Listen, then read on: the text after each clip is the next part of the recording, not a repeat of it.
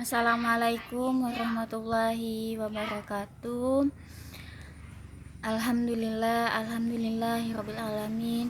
Wassalatu wassalamu ala asrofil anbiya'i wal mursalin wa ala alihi washabbihi ajma'in amma ba'du. Alhamdulillah, pada kesempatan kali ini kita masih diberikan kesempatan nikmat kesehatan oleh Allah Subhanahu wa taala sehingga kita bisa melanjutkan presentasi materi kita selanjutnya. Saya Serlina Afriani Effendi dari kelas 6 MPIC. Di sini dalam video kali ini saya akan menyampaikan materi ketujuh, yaitu tentang personalia dan pelayanan prima dalam pusat sumber belajar. Suatu sumber belajar tidak akan bermanfaat keberadaannya bagi peserta didik ketika satu atau keseluruhan dari sumber belajar itu tidak dikelola secara terorganisir dan yang mampu untuk melakukan kegiatan produksi, distribusi, sampai konsumsi. Sumber belajar dapat dikelola oleh sumber daya manusia yang kompeten. Menurut seorang ahli yang bernama Mudofir, ia mengelompokkan bahwa personalia dalam pusat sumber belajar diklasifikasikan ataupun dibagi menjadi 7 bagian. Bagian yang pertama yaitu pimpinan pusat sumber belajar. Maksudnya di sini adalah seorang pemimpin dari pusat sumber belajar ialah seorang pribadi yang memiliki latar belakang akademis yang kuat. Hal ini dijadikan sebagai salah satu syarat mutlak karena seorang pemimpin pusat sumber belajar dituntut untuk mengawasi kelompok pengerjaan sumber belajar di bawahnya secara menyeluruh dan bukan sekedar sebagai pemberi instruksi atau pengatur arah koordinasi, melainkan juga dapat berperan sebagai aktor pemberi solusi. Maka di sini sifat seorang pemimpin itu sangat menentukan, itu bukan sekedar untuk mengatur bawahannya, melainkan dituntut untuk memiliki peran sebagai pemberi solusi ataupun mengatasi segala permasalahan yang terjadi selama berjalannya kegiatan pusat sumber belajar. Yang kedua yaitu adanya pengembangan instruksional. Yang dimaksud dengan pengembangan instruksional adalah yaitu suatu proses yang sistematis dan logis untuk mempelajari permasalahan pengajaran agar dapat teruji validitasnya dan praktis bila dilaksanakan. Pengembangan instruksional berfungsi untuk kegiatan perancangan dan desain, kemudian memilih segala sesuatu yang dapat meningkatkan efektivitas dan efisiensi proses pembelajaran. Yang ketiga yaitu ahli media. Yang dimaksud dengan ahli media dalam hal ini adalah ahli media pusat sumber belajar memiliki kekhususan tersendiri, yaitu selain menguasai konsep, prinsip, teknik dalam pembuatan media, seorang ahli media pusat sumber belajar juga dituntut untuk menguasai teori-teori pengajaran, sehingga ahli media yang menjadi faktor pembeda seorang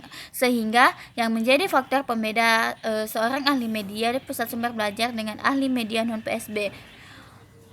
Berarti seorang ahli media di sini itu dituntut untuk memiliki keahlian tentunya dalam hal media pusat sumber belajar, sehingga di situ terdapat perbedaannya antara seorang ahli media pusat sumber belajar dengan seorang ahli media non PSB. Yang keempat yaitu tenaga pelayanan dan peminjaman. Tenaga pelayanan dan peminjaman memiliki tugas yang pertama, sistem penggunaan media untuk kelompok besar dan kecil. Yang kedua, fasilitas dan program belajar mandiri. Ketiga, pelayanan perpustakaan media. Keempat, pelayanan pemeliharaan dan penyampaian. Yang kelima yaitu adanya pelayanan pembelian bahan dan peralatan. Yang kelima, adanya tenaga teknisi. Tenaga teknisi yang khusus dalam media yang telah dilatih dan memiliki cukup pengalaman kerja teknisi media. Status teknisi adalah sebagai pembantu dan bertanggung jawab kepada ahli media. Perincian adapun tugas dari seorang tenaga teknisi yaitu membantu ahli media dalam teknik pemrosesan informasi dan bahan-bahan. Yang kedua, membantu dalam memproduksi grafis, display, dan pameran bahan-bahan seperti transparansi, poster, chart, lukisan, dan bahan-bahan untuk program teknisi.